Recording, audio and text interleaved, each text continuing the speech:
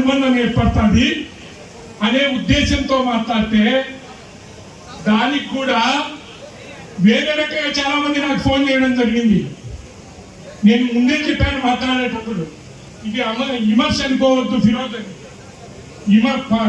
ఫిరోజ్ కూడా చాలా చక్కగా లేచి లేదన్నా అర్ధరాత్రి 12 గంటలు ఫోన్ వచ్చినా కూడా నేను సమాధానం చెప్తున్నానని చెప్పడం జరిగింది. నా ప్రధాన ఉద్దేశం ఏమంటే జాగ్రత్తగా ఉండండి, ఇంకా 4 ఏళ్ళ అక్కడే ఉంది.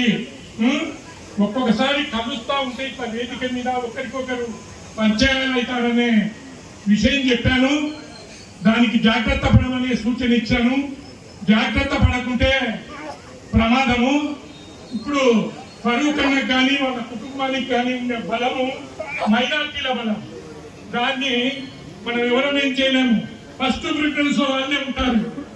ఏదైనా చెడగొట్టుకోవడం కానీ సరిగ్గా కార్యకర్తలకు కానీ పలకకుంటే వాళ్ళకు తెలియకుండానే అందరూ మంచిగా మాట్లాడుతుంది. చాలా మంది పోటీలు ఉంటుంది.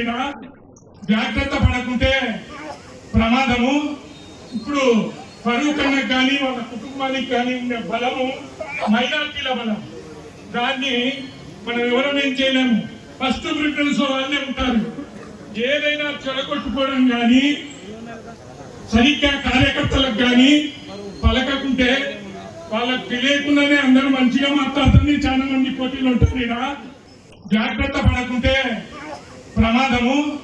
ఇప్పుడు ఫరూక్ అన్నకు కానీ వాళ్ళ కుటుంబానికి కానీ ఉండే బలము మైనార్టీల బలం. దాన్ని మనం ఎవరమేం చేయలేము. ఫస్ట్ ప్రిఫరెన్స్ వాళ్ళే ఉంటారు. ఏదైనా చెడగొట్టుకోవడం కానీ సరిగ్గా కార్యకర్తలకు కానీ పలకకుంటే వాళ్ళకు తెలియకుండానే అందరూ మంచిగా మాట్లాడుతుంది. చాలా మంది పోటీలు ఉంటుంది. ఇలా రామచంద్రరావు ఉండొచ్చు, రేపు తులసిరెడ్డి ఉండొచ్చు, మాట్లాడిన ఏవి సుబ్బారెడ్డి ఉండొచ్చు. కాబట్టి బలం అనేది ఏముంది? మైనార్టీల బలం ఉంది. కొంత పాస్ మార్కులతో అయినా డిస్టెన్షన్ పోయే అవకాశం ఉంది వాళ్ళ. కాబట్టి ఆ ఉద్దేశంతో చెప్పడం జరిగింది కానీ వేరే ఉద్దేశం కాదు. పార్టీ ఎవరిని నియమిస్తే వాళ్లకు కట్టుబడి పని చేయడమే నా దగ్గర ఉండే ఇది. కాబట్టి ఈ సందర్భంగా క్లారిఫికేషన్ ఇస్తున్నాను. ఏదేమైనప్పటికీ